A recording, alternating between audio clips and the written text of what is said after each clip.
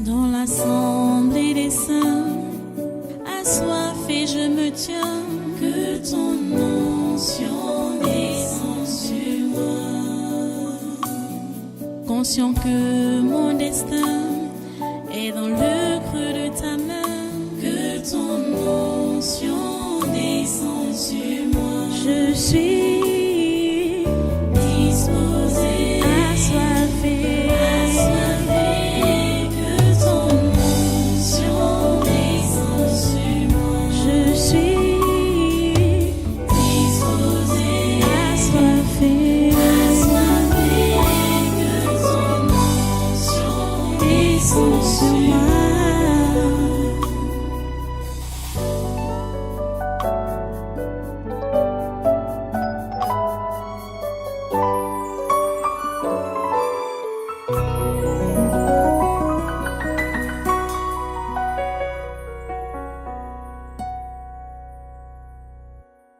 Vous comprenez? C'est Christ qui vit à sa place. Parce que le pauvre, en esprit, il fait tout et tout pour ne pas être en scandale. Parce qu'il veut que les autres pauvres soient sauvés. Ceux qui sont dans l'ignorance, comme lui-même était dans l'ignorance, il veut qu'ils soient sauvés. Vous comprenez? David, c'est un exemple je peux vraiment dire extraordinaire. Parce que il faut que vous puissiez comprendre. Beaucoup de simples font des mauvaises choses juste parce qu'ils sont motivés par les anges déchus. Vous comprenez? Ils sont motivés par les anges déchus, mais ils ne font pas des mauvaises choses par eux-mêmes. Vous comprenez? Alors, j'aimerais que vous puissiez... On va d'abord aller... On va voir certains versets. Allons dans le chapitre 19. Chapitre 19 des psaumes. Chapitre 19 des psaumes.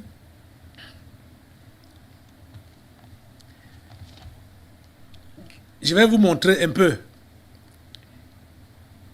les attitudes d'un pauvre en esprit, d'un pauvre selon Dieu. On vient de voir cet aspect que il ne s'en prend pas aux gens qui s'en prennent à lui d'office. Pourquoi? Parce qu'il veut se rassurer qu'il n'est pas une pierre d'achoppement pour le salut de ceux-là. C'est pourquoi il préfère se réserver. Et dans ses prières ou dans son attitude, il n'est pas le genre qui se justifie quand il est reproché. Il ne se justifie pas. Il est prompt à se repentir. Il est prompt à reconnaître ses fautes. Pourquoi tout ça? C'est parce qu'il veut sauver les autres pauvres. C'est la raison principale. Hein? Donc, il ne veut pas être une occasion de chute. Donc, il veut réellement être une référence pour les pauvres qui sont en difficulté. Pour qu'en le voyant, quand ils vont se rappeler que voilà, voilà comment il a agi. Quand il était en difficulté, nous devons suivre son modèle. Hein? Et vous allez entendre comment David prie. Par exemple, ce que nous voulons lire là, c'est l'une de ses prières dans le psaume 19, verset 13, où il dit « Qui connaît ses égarements? Pardonne-moi ce que j'ignore. » Vous voyez, il n'est pas là pour se justifier. il est là pour confesser ses péchés. Et après avoir confessé les péchés, il n'est pas sûr qu'il a tout confessé. Et il se dit qu'il y a certainement des choses qu'il n'a pas pu confesser. Et il demande à Dieu de lui pardonner. Il ne fait pas comme plusieurs parmi vous l'avez fait. Vous savez même ce que vous avez fait, comme ce que vous avez commis comme péché. Au lieu de confesser, vous prétendez que vous avez oublié. Ce n'est pas comme ça que David a fait. Ce n'est pas comme ça que le pauvre réel a fait. Il confesse ses péchés, même ce qu'il a oublié. Il demande à Dieu. C'est que il a réellement oublié. Hein? Il ne va pas se justifier pour dire que je ne connais pas l'autre là, je ne connais pas. Non, non, non. Il dit, pardonne-moi ce que j'ignore. Et il est également prêt à rembourser tout ce qu'on peut lui réclamer comme restitution. On voit ça toujours avec David. Allons dans le Psaume 38. Psaume 38. Qu'est-ce qu'il dit là? Oh mon Dieu, ta grâce et ta miséricorde.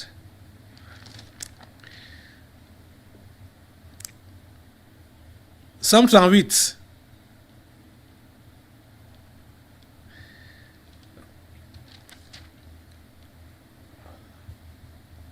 Voici ce que le roi David dit. On va... Éternel, ne me punis pas dans ta colère et ne me châtie pas dans ta fureur, car tes flèches m'ont atteint et ta main s'est appesantie sur moi. Il n'y a rien de sain dans ma chair à cause de ta colère. Il n'y a plus de vigueur dans mes os à cause de mon péché, car mes iniquités s'élèvent au-dessus de ma tête comme un lourd fardeau. Elles sont trop pesantes pour moi. Mes plaies sont infectes et purulentes par l'effet de ma folie. Je suis courbé, abattu au dernier point. Tout le jour, je marche dans la tristesse, car un mal brûlant dévore mes entrailles, et il n'y a rien de sain dans ma chair. Je suis sans force, entièrement brisé. Le trouble de mon cœur m'arrache des gémissements.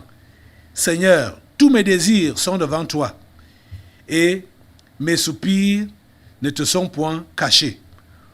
Mon cœur est agité, ma force m'abandonne, et la lumière de mes yeux n'est plus même avec moi.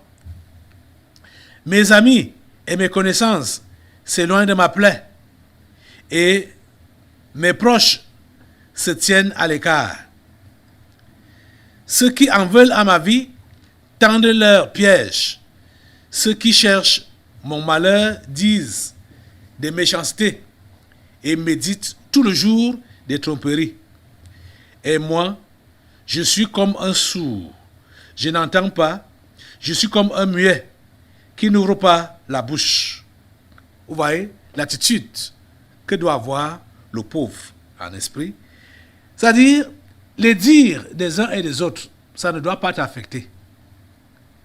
Si tu sais que tu ne dépends que de Dieu, qu'il est tout pour toi, tu n'as pas besoin d'écouter ce que les gens vont dire à gauche ou à droite, te concernant. Soit pour te descendre, soit pour vouloir réveiller l'orgueil en toi. Donc pour te faire des louanges, ça ne doit rien te dire. Et moi, je suis comme un sourd. Je n'entends pas. Je suis comme un muet qui n'ouvre pas la bouche. Je suis comme un homme qui n'entend pas et dans la bouche duquel il n'y a point de réplique. Éternel, c'est en toi que j'espère. Tu comprends ça? C'est en toi que j'espère. Tu répondras, Seigneur, mon Dieu. Car je dis, Ne permets pas qu'ils se réjouissent à mon sujet, qu'ils s'élèvent contre moi, si mon pied chancelle, car je suis près de tomber, et ma douleur est toujours devant moi. Car je reconnais mon iniquité. Je suis dans la crainte à cause de mon péché, et mes ennemis sont pleins de vie, pleins de force. Ceux qui me haïssent sans cause sont nombreux. Ils me rendent le mal pour le bien. Ils sont mes adversaires parce que je recherche le bien. Ils sont mes adversaires pour quelle raison? Parce que je recherche le bien. Ne m'abandonne pas, Éternel, mon Dieu. Ne t'éloigne pas de moi. Viens en hâte à mon secours. Seigneur, mon salut. Vous voyez? David avait décidé, et c'est ce que nous sommes encouragés de faire, de fermer ses oreilles à tous les dires. Comprenez? Fermer ses oreilles à tous les dires. Donc, les injures de cet homme n'ont rien dit à David. Et ça, c'est ce qu'il a vécu en direct, hein? Pas qu'on est venu lui raconter que voilà ce que tel a dit à ton sujet, voilà ce que tel a dit à ton sujet. Lui-même, il a vécu ça en direct. Mais David a décidé de faire comme s'il n'avait pas entendu. Vous voyez ça? Oh Dieu, que tu es merveilleux.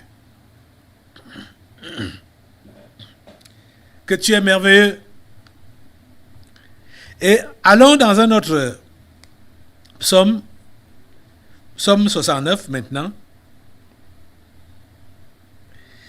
Là où David, il fait toujours ses confessions, il se remet toujours à Dieu. Il dit, sauve-moi, psaume 69, verset 2, sauve-moi, ô Dieu, car les eaux menacent ma vie. J'enfonce dans la boue, sans pouvoir me tenir. Je suis tombé dans un gouffre, et les eaux m'inondent. Je m'épuise à crier, mon gosier se dessèche, mes yeux se consument, tandis que je regarde vers mon Dieu. Ils sont plus nombreux que les cheveux de ma tête, ceux qui me haïssent sans cause.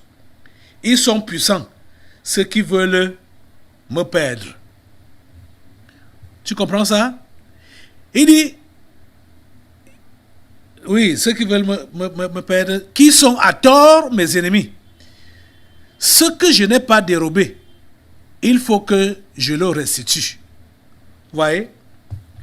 Ce qui n'a pas dérobé, il faut que je le restitue. Ceux d'entre vous qui aimez se justifier. Oh, je n'ai pas fait, oh, je n'ai pas fait, oh, je n'ai pas fait. Je ne me reconnais pas, je ne me connais pas. Bon, je reconnais seulement. Hein, le genre de personne-là ne peut pas se maintenir dans la foi jusqu'à la fin. Le genre qui aime se justifier. Il ne peut pas maintenir l'esprit de pauvreté jusqu'à la fin. Je vous dis la pure vérité. Ce qui caractérise le pauvre en esprit, il est prêt à se repentir. Il est prêt à se repentir. Il ne garde pas rancune. Il est prêt à pardonner. Tout ce qu'il fait, il le fait en prévoyant le futur des autres pauvres. Quel est le futur des autres pauvres? Que les autres pauvres soient sauvés. C'est ça qui l'intéresse. Continuons la lecture de ce psaume. Vous allez voir. Il dit, ô Dieu, verset 6, ô Dieu, tu connais ma folie et mes fautes ne te sont point cachées. Que ceux qui espèrent en toi ne soient pas confus à cause de moi. Vous entendez? Seigneur éternel des armées. Que ceux qui te cherchent ne soient pas dans la honte à cause de moi. Dieu d'Israël. Voilà ce qui préoccupe le vrai pauvre, selon Dieu. Il est préoccupé par le salut des autres pauvres. C'est pourquoi il ne peut pas garder rancune, il ne peut pas se faire, il ne peut pas se venger. Il ne peut pas le faire. Oh mon Dieu. Dans cette histoire des ennemis de David, ceux-là qui l'ont injurié pendant qu'il fuyait son fils Absalom, vous allez voir que beaucoup étaient même vraiment des innocents, comment dire? Oui, des simples, mais qui ont été juste enveloppés, du moins entraînés par des sorciers ou des anges déchus. On va prendre un peu l'exemple d'un d'entre eux là, celui dont on venait de lire l'histoire là, comment il a insulté David, comment il a jeté les pierres sur David, hein, dans 2 Samuel 16, il jette les pierres et la poussière sur David et ces gens, il injurie et tout. Mais quand David a été restauré, ces gens qui étaient donc simples sont revenus se repentir. Et on comprend que David avait raison de ne pas tenir compte des paroles qu'ils ont prononcées contre lui ou des gestes menaçants qu'ils ont eus contre lui. David avait raison. Oh mon Dieu. Il avait vraiment compris que c'était des pauvres en esprit qui avaient besoin de la grâce de Dieu. Tchai. Oh Seigneur, ta grâce. Ta grâce, Seigneur. Je veux que vous puissiez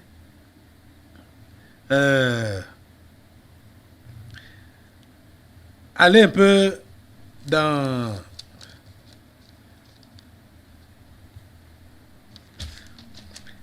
David est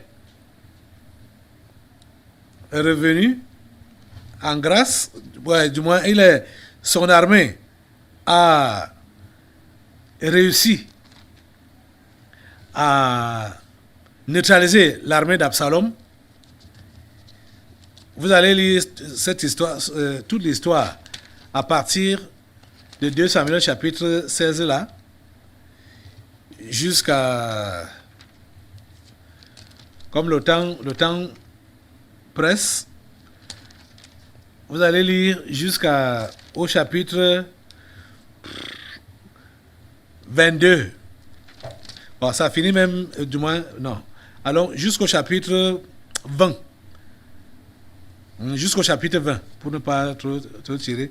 Et vous allez voir comment la plupart des gens qui, on peut dire, qui avaient insulté David, sont revenus dans de meilleurs sentiments. Ceux qui l'avaient rejeté sont revenus dans de meilleurs sentiments. Et vous comprenez que ces gens étaient juste des simples qui ont suivi la mouvance des anges déchus.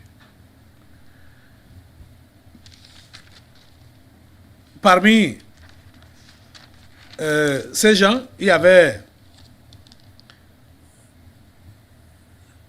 Donc on a vu là, c'était Shimei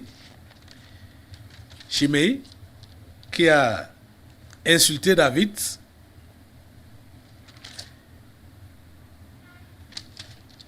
Il y avait également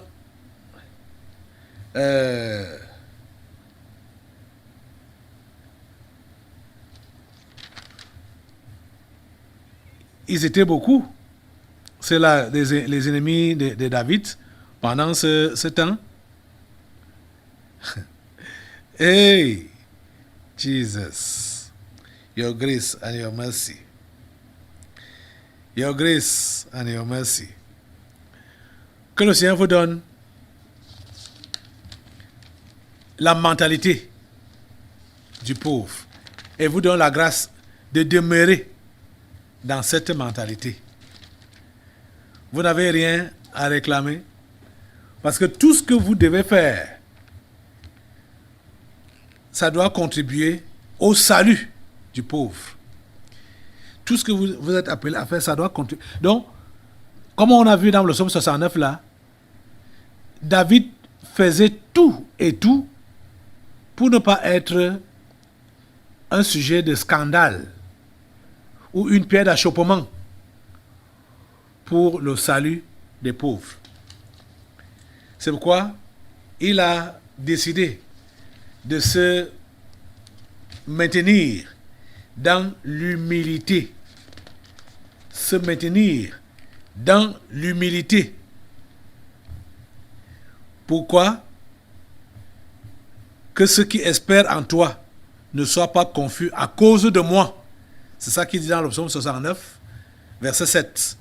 Que ceux qui espèrent en toi ne soient pas confus à cause de moi, Seigneur éternel des armées. Que ceux qui te cherchent ne soient pas dans la honte à cause de moi, Dieu d'Israël. Vous comprenez? Il ne faut pas qu'à cause de moi, celui qui pouvait être sauvé se perde. Il a beau m'injurier, il a beau m'insulter, il a beau s'opposer à moi, il a beau raconter des choses contre moi, je ne vais pas répondre de la même manière. Je ne vais pas lui garder rancune. Vous vous rappelez de la prière de Jésus à la croix vis-à-vis de ceux-là qui le crucifiaient et de ceux qui approuvaient sa crucifixion. Sa prière était quoi? Seigneur, pardonne-leur car ils ne savent pas ce qu'ils font. Ça doit être notre attitude. Et si tu n'es pas pauvre en esprit, tu ne peux pas avoir ce genre d'attitude-là, ce genre de cœur-là. Parce que quand toi, tu es riche en esprit-là, tu veux te venger. Hein? Tu veux qu'on sache que tu es là, que tu existes. Hein? On ne doit pas te piétiner. Mais on fait ça à qui? Mais on fait ça à qui? Ce n'est pas ça que David a fait. Ce n'est pas ça que David a dit. Tu fais ça à qui? Tu sais à qui tu as fait? Et ça, c'est le langage des Camerounais. Eh, Ansi. J'ai dit que tu ne dois pas avoir ce genre de langage-là. J'ai dit, même si tu es sur une position de privilège, tu ne dois pas avoir ce genre de langage. Tu ne dois pas avoir cet état d'esprit-là qui se voit supérieur, qui se voit au-dessus. Hein, et qui peut donc prendre sa défense ou prendre les directives. Tu dois te soumettre carrément à Dieu. Tu dois t'abandonner carrément à Dieu. Tu comprends, non? Tu dois t'abandonner. Tu dois compter, ne compter que sur lui et sur lui seul. Et travailler, mettre tous tes efforts, mettre tout le paquet pour que les pauvres soient sauvés. Et je t'assure que tu ne pourras pas être atteint par tes esprits familiers. Pourquoi? Parce que heureux celui qui s'intéresse aux pauvres. Au jour du malheur, l'Éternel le délivre. L'Éternel le garde et lui conserve la vie. Il est heureux sur la terre. Et tu ne livres pas au bon plaisir, tu ne le livres pas au bon plaisir de ses ennemis. Tu ne seras pas livré au bon plaisir de tes ennemis si tu t'intéresses aux pauvres. Si tu comprends ce que je suis en train de dire là. L'Éternel le soutient sur son lit de douleur. Tu le soulages dans toutes ses maladies. Tu es en train de comprendre ça? Seulement, l'intérêt que tu as pour le salut des simples, pour le salut des pauvres, ça te donne tous ces avantages. Ça te met à l'écart, à l'abri de tes esprits familiers. Si tu es malade, le Seigneur te guérit, il te restaure. Parce que tu es son ouvrier, tu es son serviteur ou sa servante, tu dois faire son travail. Il ne va pas te laisser. Tu comprends, non? Il ne va pas te laisser. Vous comprenez donc que normalement, en tant que pauvre en esprit, serviteur de Dieu, tu n'as même pas besoin de réclamer ceci ou cela. Dieu lui-même sait ce qu'il fera pour toi. C'est pourquoi il nous a été dit dans Matthieu, au chapitre 6, que la seule chose qui devait nous préoccuper, c'est l'avancement du royaume de Dieu. Matthieu chapitre 6, verset 33, que vous connaissez même par cœur. Certains d'entre vous, vous connaissez cela. Mais ce n'est pas juste pour que nous puissions citer, mais c'est pour que nous puissions vivre cela. Où Jésus dit que cherchez premièrement le royaume et la justice de Dieu. Et toutes ces choses vous seront données par-dessus. Pas que vous allez jeûner et prier pour les avoir. Jeûner et prier pour avoir à manger, pour avoir des habits, pour acheter des voitures et construire des maisons. Jeûner et prier, ce n'est pas pour faire ça. Jeûner et prier, c'est pour que les âmes soient sauvées. C'est pour que les pauvres soient sauvés. Pas pour que tu puisses améliorer ta condition de vie. Donc, pour tout cela qui avaient mal compris, mal enseigné là-bas dehors, que pour passer à l'étape supérieure de ta vie sur terre, il faut jeûner et prier pour avoir de l'argent, pour décrocher un marché, faire ceci, faire cela, c'est très mal perçu. C'est très mal perçu. Le Seigneur sait de quoi nous avons besoin. Quand il sait que nous sommes engagés pour son service, lui-même va prendre soin de nous. Il prendra soin de nous.